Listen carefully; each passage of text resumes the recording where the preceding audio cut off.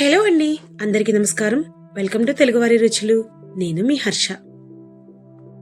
ఆనప గింజలతో ప్రిపేర్ చేసిన special masala curry recipe చూడ్డానికి చాలా ఎమ్మీగా ఉంది కదండి. చూడ్డానికే కాదండి, టేస్ట్ లో కూడా ద బెస్ట్ అనిపిస్తుంది. అంత బాగుంటదండి. మన రైస్ కానీ, చపాతీకి కానీ, బిర్యానీ కానీ ఐటమ్ ఏదైనా సరే చాలా పర్ఫెక్ట్ గా సెట్ అవుతుంది.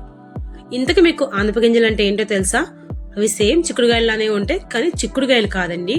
ఎక్కువగా ఆంధ్ర కర్ణాటక బోర్డర్ లో బాగా పండుతాయి అంట. అది కూడా వింటర్ సీజన్ లో ఎక్కువ దొరుకుతాయి. కానీ మనకి హైదరాబాద్ లో కూడా చాలా ఈజీగా దొరుకుతాయండి అన్ని మార్కెట్ లో. సో ఈ ఆనప గింజలతో చాలా రకాల వెరైటీస్ ప్రిపేర్ చేసుకోవచ్చు. అందులోనే ఈ రోజు ఒక స్పెషల్ రెసిపీ ఎలా తెలుసుకోవాలంటే చలో మరి కిచెన్ కి. ఈ మసాలా కర్రీని ప్రిపేర్ చేయడానికి మనకి మెయిన్ గా కావాల్సిన ఇంగ్రీడియంట్ వచ్చేసరికి ఆనప గింజలు. చూసారు కదండి, ఇవి చూడడానికి సేమ్ చిక్కుడు గింజల్లానే ఉంటాయి, కానీ అవి వేరువేరండి. సో ఇప్పుడు ఒక కప్పు వరకు ఈ ఆనప గింజల్ని ఒక ప్రెషర్ కుక్కర్ లోకి వేసుకోవాలి.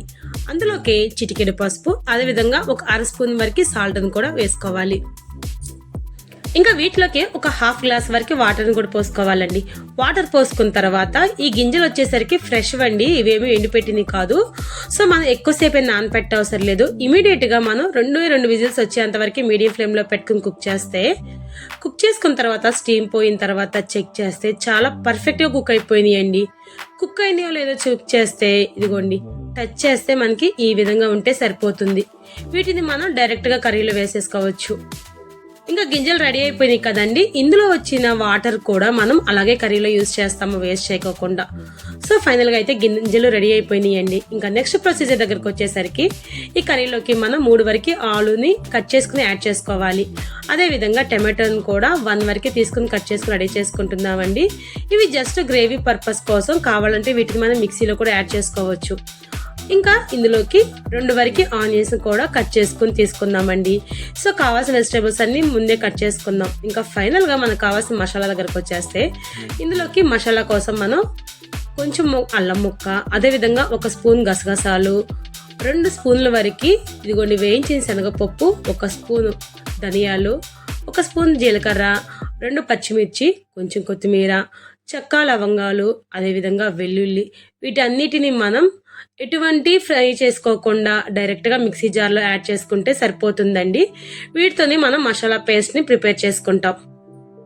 వీటన్నిటిని మిక్సీ జార్ లో వేసుకున్న తర్వాత కాస్త వాటర్ కూడా వేసుకుని ఇదిగోండి ఈ విధంగా ఫైన్ పేస్ట్ లా ప్రిపేర్ చేసుకోవాలి. సో మసాలా కూడా రెడీ అయిపోయిందండి. ఇంకా నెక్స్ట్ స్టెప్ వచ్చేసరికి ఒక ప్యాన్ పెట్టుకుని అందులోకి కావాల్సిన ఆయిల్ వేసుకోవాలి. అందులోకి 2 బిర్యానీ ఆకులు వేసుకుంటే కర్రీ మంచి స్మెల్ అయితే వస్తుందండి. కట్ చేసుకున్న ఆనియన్ కూడా ఇందులోకి యాడ్ చేసుకుని లైట్ గోల్డెన్ కలర్ వచ్చేంత వరకు ఫ్రై చేసుకోవాలి.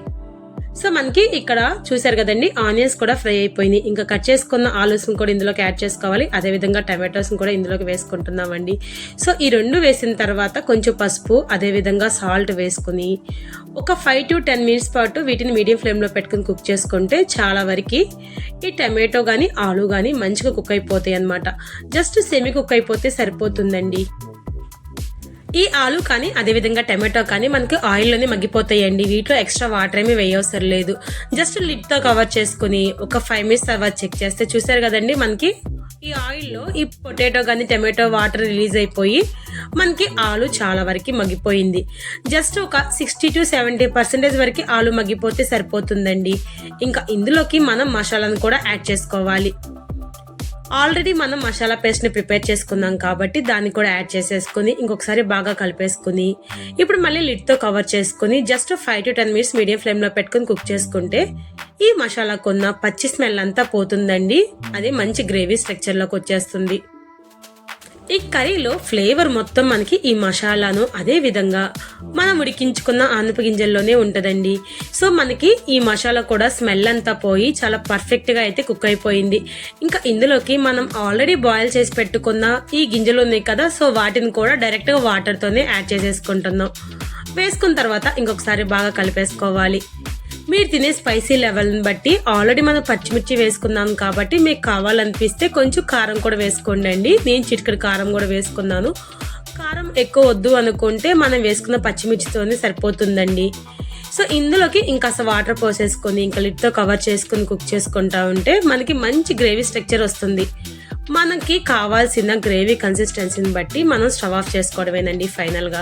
నాకైతే మరి ఎక్కువ గ్రేవీ వద్దండి. సో దానికోసం అయితే నేను ఇదిగో ఈ విధంగా ఉన్నప్పుడు ఇంకా స్టవ్ ఆఫ్ చేసుకున్నాను. చల్లారిన తర్వాత ఇంకాస్త చిక్కగా పడుతుంది, సరిపోతుందండి. చూసారు కదా, ఎమ్మీగా ఉన్న ఈ ఆనప గింజలతో ప్రిపేర్ చేసిన special masala curry recipe.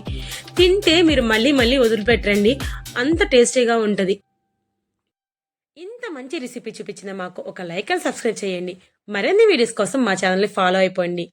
Thank you for watching అండి. ఇంకొక వీడియోతో మళ్ళీ మీ ముందుకు వచ్చేస్తాం.